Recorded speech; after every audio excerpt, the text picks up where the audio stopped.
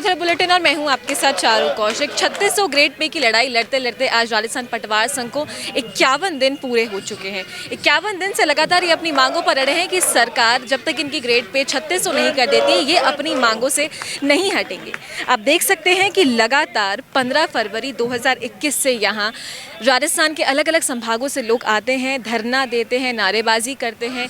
धूप, गर्मी, प्यास, कोरोना का डर, किसी चीज़ से फ़र्क नहीं पड़ता इनको। सिर्फ और सिर्फ इनकी एक ही मुख्य मांग है कि जो राजस्थान पटवार संघ की जो ग्रेड पे है उसको 2400 से हटाकर 3600 कर दिया जाए। साथ ही इनको तकनीकी पद भी घोषित कर दिया जाए। आखिरकार सरकार क्यों इनकी मांगे नहीं मान रही है? सवाल निशान ये खड़ा होता है कि 51 दिन के बावजूद भी वार्ताएं हो चुकी है सरकार से, धारा 144 लग चुकी है, नाइट कर्फ्यू लग चुका है, कोरोना के पेशेंट्स दिन पर दिन लगातार बढ़ते जा रहे हैं। उसके बावजूद सरकार क्यों इनसे वार्ता नहीं कर रही है और क्यों इनकी मांगे पूरी नहीं कर रही है, या फिर कोई और रास्ता इनको नहीं दिखा रही है? ये सरकार के ऊपर एक सवालिया निशान खड़ा होता है। एक अहम सवाल मैं आपसे पूछना चाहूँगी, क्या सरकार आपके साथ खेल खेल रही है कि कभी वो आपको समय बताती है मिलने का और कभी आपको दिन बताती है, या फिर कभी दिन बताती है तो समय पर मिल नहीं पाती और कोई वार्ता करने की कोशिश सरकार की तरफ से नहीं हो रही?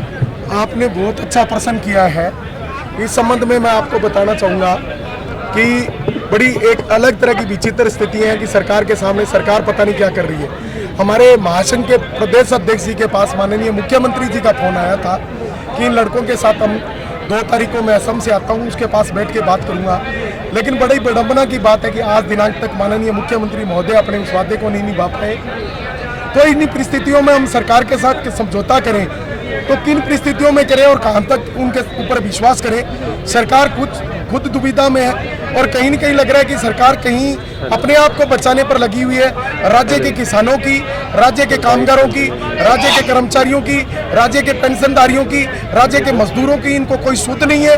राजस्थान का आम आदमी, राजस्थान का प्रत्येक किसान आज दर की ठोकरें खा रहा है। 5000 पटवार मंडलों की गिरदावरियां नहीं हुई, उनकी फसलें नहीं बिक रही है और उनको ऊपर से गुमराह और बनाया जा रहा है कि आपको स्वयं के शपथ पत्र के आधार पर बिक्री हो जाएगी, जबकि बिक्री हो नहीं रही है, केवल पंजीयन हो रहा है। उनकी गाड़ी कमाई को किराए में डाला जा रहा है, किराए पर वाहन करके लेके जाते हैं, फसल बिकती नहीं है। इस तरह से सरकार किसानों के साथ छलावा कर रही है। आने वाले समय में हमारी ये रणनीति है कि हम शीघ्र ही एक प्रेस वार्ता करके आपको रणनीति का पूरा उद्घाटन करेंगे।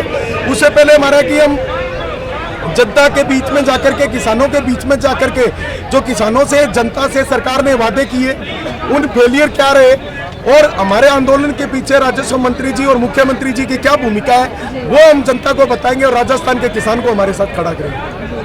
सर, जैसे कि हम देख सकते हैं कि कोरोना की दूसरी लहर ने लोगों को काफ़ी दहशत में डाल दिया है। क्या सावधानियां बरत रहे हैं आप लोग कोविड को देखते हुए? आप हमारे यहाँ देख सकते हैं कि पूरी की पूरी दूरियां बढ़ाई गई है और उसके अलावा भी सभी ने मास्क लगा रखे हैं, सैनिटाइजर रखे हुए हैं। और इन सबसे बड़ी बात मैं बता देता हूँ कि राजस्थान का एक एक पटवारी बुलेट प्रूफ है। इसलिए बुलेट प्रूफ है कि सरकार कहती है कि वैक्सीनेशन उपाय है। राजस्थान के सभी पटवारियों को आप किसी भी पटवारी से पूछ सकते हो, उसकी दोनों डोज लग चुकी है, पूर्णतः वैक्सीनेशन हो चुका है। एक भी आदमी हमारा यहाँ नहीं है जिसका वैक्सीनेशन नहीं हुआ।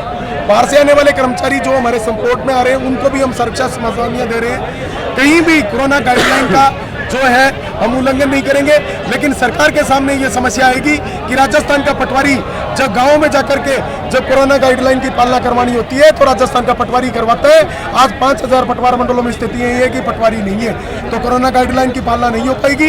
ये इसलिए आप देख लो, इतने दिन में ही कोरोना तो पीछे ही आया था, एकदम इतना उठाव क्यों नहीं हुआ कोरोना का? क्योंकि राजस्थान का पटवारी गांव में बैठा था। राजस्थान का पटवारी गांव में बैठ करके लॉकडाउन की पालना करवा रहा था, कोरोना गाइडलाइन की पालना करवा रहा था, लोगों को समझा रहा था। और जितना काम कोरोना के दौरान पटवारी ने किया, किसी ने नहीं किया होगा। उसी कारण राज्य कोरोना की बड़ी चपेट में आने से बच गया था। लेकिन अब इस बात से इनकार नहीं किया जा सकता कि राजस्थान का पटवारी जब यहाँ बैठा है, हो सकता है कि हम कल ऐसा निर्णय ले सकते हैं कि राजस्थान के सारे पटवारी यहाँ आए। तो ऐसी परिस्थितियों में या हम कार्य का पूर्ण बहिष्कार कर दें, तो ऐसी परिस्थितियों में लॉकडाउन की जो कोरोना गाइडलाइन की पालना कैसे होगी? मुख्यमंत्री चिरंजीवी योजना आप चला रहे हो, राजस्थान में 5000 पटवार मंडल खाली पड़ रहे हैं, कहाँ से जमाबंदी लेके आएंगे? यानी सरकार पूरी तरह से गुमराह कर रही है जनता को। जनता के हित का कोई काम नहीं करना चाहती। म्यूटेशन दर्ज नहीं हो रहे, जिनके घर पर बच्चों की शादी है, जिनको खाद लेके आनी है, खाद के लिए पैसे नहीं है किसानों के पास, क्रॉप लोन बन नहीं रहा है, इस तरह से किसानों के म्यूटेशन दर्ज नहीं हो रहे। किसी ने रजिस्ट्री करा ली, उसका नामांतरण दर्ज नहीं हो रहा। नामांतरण यदि ऑनलाइन दर्ज हो गया तो उसका जब तक पटवारी नहीं बैठेगा तब तक नहीं होगा। ऊपर से ये और किया जा रहा है कि राजस्थान के राजस्व नियमों को धत्ता बताते हुए और नियम विरुद्ध कार्य होने लगी है। तो इसे आने वाले समय में राजस्व रिकॉर्ड में विरोध हो जाएगा। आने वाले समय में किसानों को कोर्ट के चक्कर निकालने पड़ेंगे, क्योंकि जिस आदमी के पास अपील करनी है वो आदमी खुद म्यूटेशन चढ़ाएगा तो अपील कहाँ करेगा किसान जाके। तो ऐसी परिस्थितियों में मेरी राज्य सरकार से यही मांग है कि हम 51 दिन से यहाँ बैठे हैं, हमारी मांग को आप 2018 में एक्सेप्ट कर चुके हो, अब भी आप कह रहे हो कि सैद्धांतिक रूप से सहमत है। इस सैद्धांतिक रूप को व्यवहारिक रूप में बदलिए। राजस्थान के पटवारियों को ग्रेड पे 36 और सिलेक्शन स्केल दीजिए। राजस्थान का पटवारी फील्ड में जाके वो काम करेगा कि आने वाले 3 साल में आपकी सरकार की वाई करवा देगा, जय जयकार करवा देगा। प्रत्येक एक कार्य को धरातल रूप में इतना लागू करेगा कि आपको किसी भी मशीनरी की आवश्यकता नहीं पड़ेगी। एक आखिरी सवाल मैं आपसे करना चाहूँगी कि सूत्रों के हवालों से खबर है सर कि राजस्थान के अनेकों संभागों से आने वाले दिनों में एक महापड़ाव डाला जाएगा कि किसी तरह की रैली और या फिर एक बड़ा कुछ करने के लिए जा रहा है पटवार संघ, क्या ये सही है? वो हमारी एक रणनीति का हिस्सा है। आने वाले समय में हम क्या करेंगे, क्योंकि राज्य सरकार नहीं मानती है, क्योंकि हमारा कहीं भी कभी उद्देश्य ऐसा नहीं रहा। हमने 15 महीने तक इसी सरकार के सामने हाथ फैलाए, लेकिन सरकार कहती है कि मैं गांधीवादी हूँ, लेकिन ये गांधीवादी का पूरी तरह से मैं तो मानता हूँ कि ढोंग हो रहा है।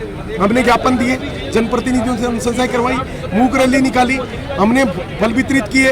और इससे बड़ी क्या होगी कि हिंदुस्तान के इतिहास में कोई कर्मचारी ऐसा नहीं होगा जिसने 150 किलोमीटर 200 किलोमीटर एक चेतना यात्रा निकाली हो और एक विधानसभा में आया हो, अपनी अनुशंसाएं सौंपने आया हो।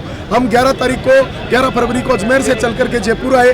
हमारे साथ ऐसी बहनें हैं जो छोटे छोटे बच्चे गोद में लेके चल रही थी, लेकिन जयपुर में जैसे पहुंचे हमारे ऊपर लाठीचार्ज किया गया। उस दिन यदि राज्य की निर्दयी सरकार हमारे ऊपर लाठीचार्ज नहीं करती तो आज यहाँ धरने की नौबत नहीं आती। इसी तरह आने वाले समय में न केवल हम, राजस्थान का प्रत्येक कर्मचारी हमारे साथ खड़ा है। कर्मचारी महासंघ बार बार आह्वान कर रहा है कि आप शीघ्र अतिशीघ्र हड़ताल की घोषणा कीजिए।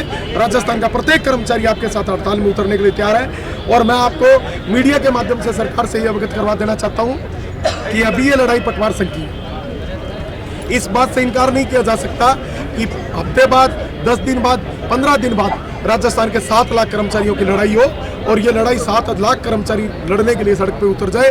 कहीं ऐसा ना हो कि राज्य के लिए ये परिस्थितियां जो है अव्यवस्था पैदा कर दे। इसलिए मेरा पुण्य मांग है कि हमारी जो जायज मांगे हैं उन पर निस्तारण करें और हमें ग्रेड पे 3600 के आदेश देकर रिहा करें। बहुत बहुत शुक्रिया सर।